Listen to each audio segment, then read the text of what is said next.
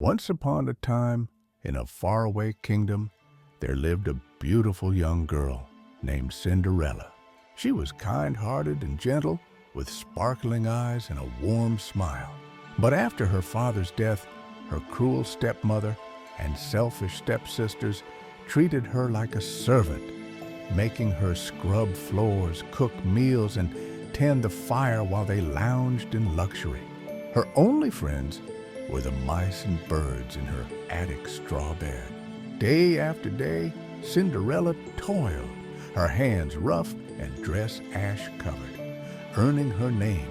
Stepsisters Anastasia and Drizella mocked her constantly, stealing her belongings.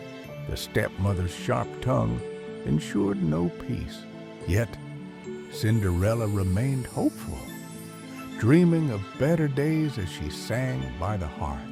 One fateful day, a royal proclamation arrived. The king hosted a grand ball for the prince to choose a bride. All eligible women were invited. The stepsisters squealed, preparing lavish silk gowns and glittering jewels. Cinderella watched with longing. "Oh, how I wish I could go," she whispered to her friends. But her stepmother laughed cruelly. "You in rags? No, back to work." The stepsisters tore her dress mockingly. As they left in their carriage, Cinderella wept by the fireplace. Suddenly, a shimmering light revealed her fairy godmother with gossamer wings and magic wand. "Dry your tears, you'll go," she said gently.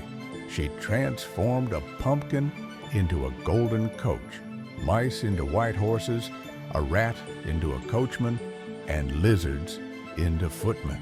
With bibbidi-bobbidi-boo, her rags became a blue silk gown flowing like a waterfall, and glass slippers twinkled on her feet. "You look like a princess," the godmother smiled. "But return by midnight, or the spell ends." Overjoyed, Cinderella arrived at the palace amid music and dancers. All eyes turned to her mystery. The tall, charming prince with blue eyes was captivated. "May I have this dance?" he asked. They waltzed, lost in each other's gaze, talking and laughing. He was enchanted by her kindness. But midnight chimed. "I must go," she cried, fleeing and losing one slipper. The prince chased, but she vanished. The magic reversed, leaving the slipper on the steps.